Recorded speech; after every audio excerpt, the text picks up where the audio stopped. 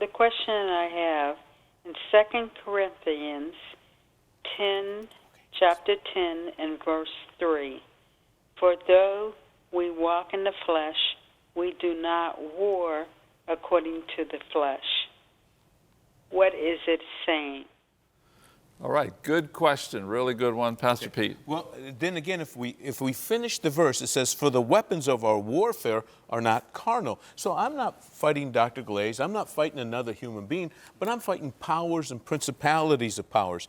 Our warfare are not carnal, but mighty of God of pulling down the strongholds. So we wrestle against strongholds, casting down arguments, and every high thing that exalts itself against the knowledge of God. And then we're told to bring every thought into captivity to the obedience of Christ.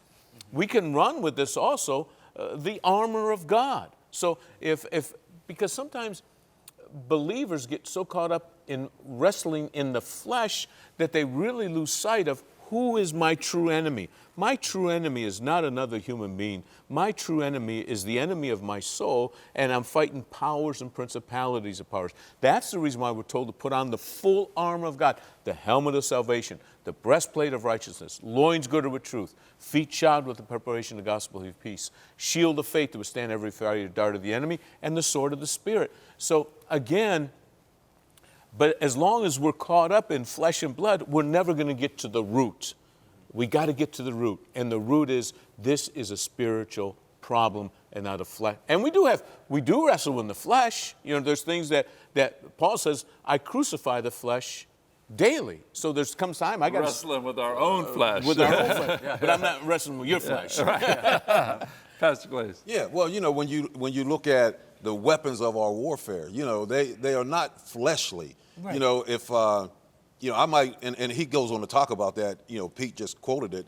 You know, that if I want to logically argue somebody, you know, out of a position, you know, that's fleshly. You know, I'm trying to use the logic of the flesh, and that's, you know, I mean, I might win that particular argument, but I'm trying to, you know, I'm not winning the war. I'm not winning the battle. You know, the battle comes, you know, with the weapons of our warfare: prayer, fasting, reading the Word of God, you know, using the name and authority of Christ. You know, those are the weapons that we use to fight this spiritual battle.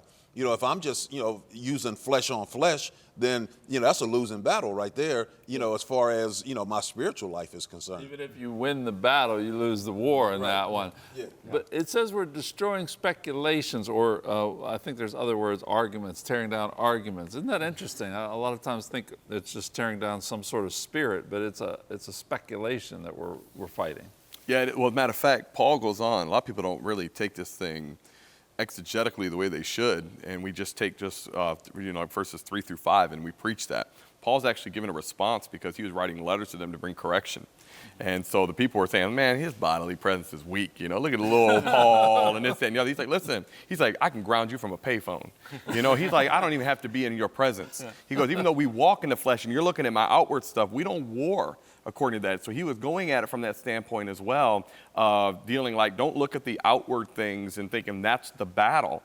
My spirit man is where my power comes from. And so that's where you get the speculations, the mindsets, all the same. It's not thinking according to the natural, and it's talking about the realm.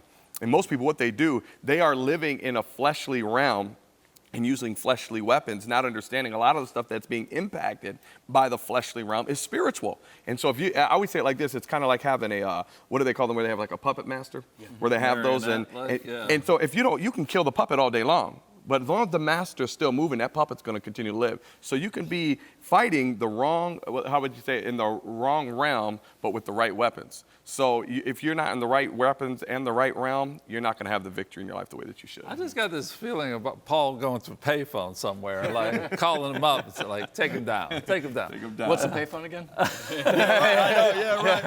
Well, see, they didn't have cell phones in ancient Jerusalem. They had payphones. They put a shekel in there. Yeah. And I think it's remembering who our enemy really is. You know, Paul's reminding us that our enemy is beyond what's immediately right in front of your face. So even when I'm talking to somebody who firmly stands in opposition against Christ, they are still not my enemy. You know, a pastor I know used to always say that person's not my enemy. They are a prisoner in the enemy's camp.